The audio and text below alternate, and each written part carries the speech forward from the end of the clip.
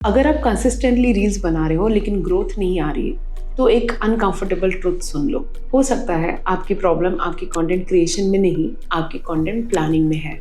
Most businesses या brands गलती क्या करते हैं? रैंडमनेस। आज एक कोई बीटीएस डाल दिया, कल कोई नया ट्रेंड आ गया, उसको एक्नॉलेज करना भी उतना ही जरूरी है। फिर परसों हम कुछ हार्ड सेल करना चाह रहे हैं। ऐसा करते करते जब बर्नआउट होता है, देन वी फील कि नहीं यार, एल्गोरिदम तो कुछ समझ ही नहीं आ रहा है या काम ही नहीं कर रहा है मेरे अकाउंट पे। रियलिटी चेक, एल्गोरिदम कंफ्यूज नहीं है, आप कंफ्यूज हो रहे हो कैलेंडर और कंटेंट दोनों में। Welcome to knowledge series with DPM, जहां पर हम सिंप्लीफाई करते हैं डिजिटल मार्केटिंग आपके लिए without fluff, with the things that you can actually apply. आज हम बात करेंगे कि कैसे बनाएं reels content calendar for brands and businesses step by step. तो सबसे पहले एक छोटा सा मिथ दूर करते हैं।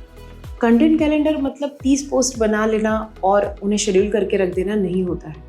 तो एक अच्छा कंटेंट कैलेंडर क्या करता है? A good content calendar does these 3 things. Number 1, it removes last minute stress. Simple. Number 2, ये आपको एल्गोरिदम के साथ मिलाता है क्योंकि एल्गोरिदम को कंसिस्टेंसी बहुत पसंद है। नंबर 3, ये आपके बिजनेस गोल्स के साथ आपके कंटेंट को अलाइन करता है। अगर आपके बिजनेस गोल्स कुछ और है और अगर आपका कंटेंट सिर्फ व्यूज ला रहा है, तो it is not going to match your ultimate expectation. और फिर अंत में लगेगा कि फॉलोअर्स आ रहे हैं, लाइक्स आ रहे हैं, सब्सक्राइबर्स आ रहे हैं, लेकिन सेल्स नहीं हो रहे हैं। गोल्स अलाइन करता है। तो इन 3 चीजों को कंसिडर किए बिना अगर आप कंटेंट कैलेंडर बना भी रहे हो, तो आप कंटेंट नहीं बना रहे, आप सिर्फ पोस्ट को रिएक्ट कर रहे हो। जो भी सोशल मीडिया आपको देता है, आप उसे रिएक्ट कर रहे हो, ना कि creating your own narrative. So let's do the step by step now. Step 1, define your content pillars. Her brand, her business के हिसाब से कंटेंट पिलर्स अलग अलग हो सकते हैं, लेकिन all in all 4 core content pillars हम मार्केट में यूजुअली देखते हैं। नंबर 1, एजुकेशनल, जहां पर आप इंफॉर्मेशन शेयर करते हो आपके प्रोडक्ट के बारे में, आपकी इंडस्ट्री के बारे में, आपकी ऐसी चीज बताते हो जो आपको लगता है कि आप शेयर कर सकते हो, आप ज्यादा अच्छे से इंफॉर्मेशन दे सकते हो। Pillar number 2, credibility content. अब क्रेडिबिलिटी कंटेंट मतलब before after videos, case studies, अगर आपके पास रिव्यूज है तो उन्हें शेयर करना है, आपका प्रोसेस शेयर करना है, ऐसी चीजें जो आपकी क्रेडिबिलिटी बढ़ाए in terms of that particular product or service that you provide. Pillar number 3 is the human content. Now what is the human content? Human content मतलब behind the scene, जब where there is no edited or covered footage, जहाँ पर आप आपकी team दिखा सकते हो, जहाँ पर आप आपके फेल्यूर्स शेयर कर सकते हो, आपकी छोटी छोटी विंस शेयर कर सकते हो, आपके लाइफ के कुछ इंपॉर्टेंट मोमेंट्स शेयर कर सकते हो। यस, ये सारी चीज़ें भी अगर आप एक सक्सेसफुल बिजनेस चला रहे हो तो लोगों को जानना पसंद है कि इसके पीछे की जो शख्सियत है वो कैसी है। बहुत बार हम जाने अनजाने में इन चीज़ों को इम्पैक्ट करते हैं और ये सब समझना बहुत ज़रूरी होता है बायर्स को before they engage with you. So indirectly credibility को सपोर्ट करता है, लेकिन ये एक सेपरेट पिलर जरूर होना चाहिए। और फाइनली 4th कंटेंट पिलर है आपका CTA कंटेंट। CTA मतलब कॉल टू एक्शन कंटेंट, जहां पर आप आपकी ऑफर्स लगा रहे हो, आपके प्रमोशंस दे रहे हो, आपकी प्रोडक्ट के फीचर्स के बारे में ज़्यादा से ज़्यादा बात कर रहे हो।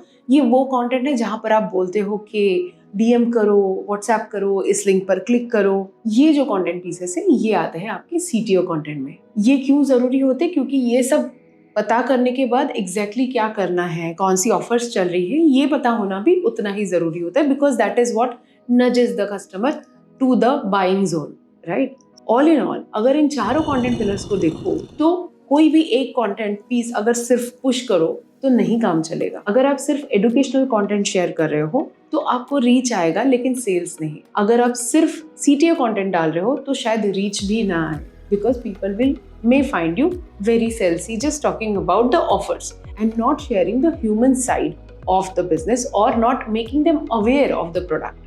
अब आते हैं स्टेप 2 की तरफ, fixing a consistent realistic posting rhythm. तो अगली जो गलती होती है जो हम हमेशा देखते हैं कि I will be posting every day.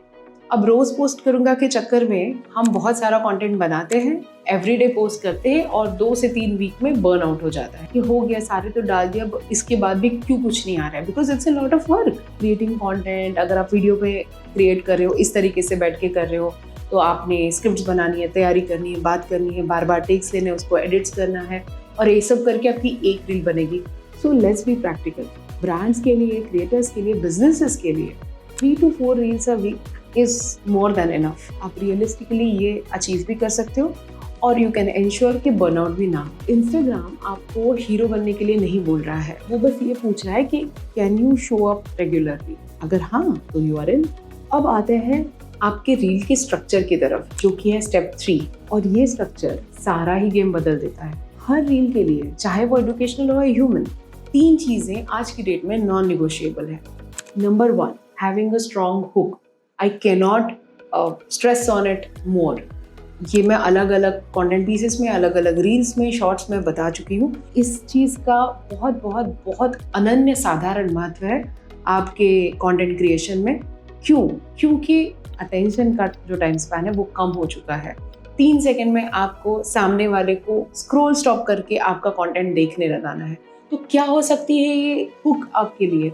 ये सबसे पहले जानना बहुत ज़रूरी है। ये हो सकता है एक पेन पॉइंट जो आपके कस्टमर्स हमेशा फेस करते हैं, या ये कोई शॉकिंग ट्रूथ हो सकता है, कोई मिथ हो सकता है, कुछ नहीं तो ये एक विजुअल हुक हो सकता है, जहाँ पर आप 2 सेकंड के लिए क्यों ना हो सामने वाले को रोक कर उसका अटेंशन ले पाए कि ये मेरा प्रोडक्ट है, या ये मैं कुछ बोलना चाह रहा हूँ, आपसे वार्तालाप करना चाह रहा हूँ। लेकिन ये करने के लिए पहले स्क्रॉल स्टॉप होना बहुत ज़रूरी है। So first, hook non negotiable. Number 2, आपका क्लियर टेक अवे। इस रील से मैं क्या बताना चाह रही हूँ, क्या मिलेगा अगर मैं ये रील देख रही हूँ, तो ये दोनों चीजों के लिए क्लियर टेक अवे होना चाहिए। इससे ये होगा, पूरी लिस्ट करने की जरूरत नहीं है। ये रील है जो 30 सेकेंड 60 सेकेंड ज्यादा से ज्यादा की होनी चाहिए, तो उसमें एक ही कोई मुद्दा उठाओ, उसे एक्सप्लेन करो और प्लेस करो कि इससे आप आज आपको ये ज्ञान मिलेगा। That is it. Number 3, CTA, again call to action. अगर आप ये सब चीज़ें कर रहे हो, आपने अटेंशन भी ले लिया, आपने एक की टेक अवे भी दे दिया, लेकिन इसके बाद आपने क्या करना है अगर ये नहीं बताया है तो बंदा स्क्रॉल अप कर देगा। ज़रूरी नहीं आपने बताने के बाद भी वही सब स्टेप करेगा जो आप बोल रहे हो, लेकिन उन्हें हुक के बाद डायरेक्शन देना बहुत ज़रूरी है। सो आपका अगर हुक मिस हो जा रहा है तो आपका ऑडियंस रुकेगा नहीं। अगर आपका की टेक अवे नहीं है तो उसे लगेगा नहीं कि ये कुछ काम का है, और अगर उसमें कोई CTA नहीं है तो उन्हें नहीं समझेगा कि सब कुछ है लेकिन करूं क्या। अब जाऊं, लाइक करूं, नहीं करूं, सब्सक्राइब करूं, कोई लिंक है जिस पे क्लिक करना है। आज इंस्टाग्राम आपको बहुत सारे ऑप्शन देता है। आपकी रील में आप दूसरी रील्स टैग कर सकते हो, आप आपकी लिंक्स शेयर कर सकते हो, आपका अकाउंट अगर वेरीफाइड है तो वो बहुत सारी और सहूलतें आपको देता है। इन सारे फीचर्स का यूज करना चाहिए आपके CTA के लिए, ये बहुत इंपॉर्टेंट है। तो ये गोल्डन रूल याद रखो, अटेंशन के बाद डायरेक्शन दो। अब आते हैं फाइनल स्टेप की तरफ, जो कि बहुत अंडररेटेड है, batch content creation. Batch creation से बहुत सारी मेंटल स्पेस फ्री हो जाती है, आपकी कंटेंट की क्वालिटी मेंटेन रहती है और आप कम समय में ज़्यादा से ज़्यादा कंटेंट इंश्योर कर सकते हो। आपकी कंसिस्टेंसी इसी वजह से मेंटेन होती है। बैच कंटेंट क्रिएशन का एक सिंपल रूल है, एक दिन में एक सेटअप में 6 से 8 रील शूट करो। आप आउटफिट सेम रख सकते हो, चेंज कर सकते हो, बस एक चीज़ का ध्यान रखना है कि आपका कंटेंट जिस तरीके से डिलीवर हो रहा है उसका एनर्जी मेंटेन रहे और आपका हुक हर बार उतना ही क्रिस्प हो। इसके बाद जो नेक्स्ट शूटिंग शेड्यूल है तब तक के you are free to do your job, that is your business. आपको रील्स की चिंता करने की जरूरत नहीं। तो इन चारों स्टेप्स को कंसिडर करके हम किस तरीके का कंटेंट कैलेंडर बना सकते हैं, आइए देखते हैं। Here is a simple weekly reels calendar with a cadence of 3 to 4 reels a week.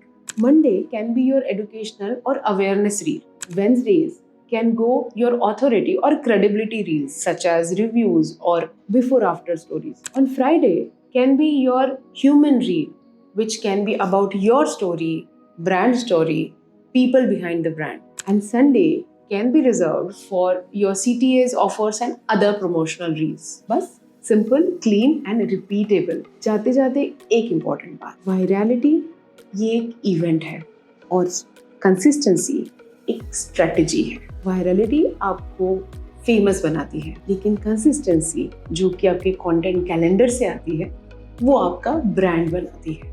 इसी सिंपल सी नोट पर आज का एपिसोड खत्म करते हैं। अगर आपको ऐसे ही नो नॉनसेंस ऑनेस्ट इनसाइट्स चाहिए ऑन सिंप्लीफाइड डिजिटल मार्केटिंग तो प्लीज हमें फॉलो करो यहाँ पर भी और इंस्टाग्राम पर भी। See you in the next one.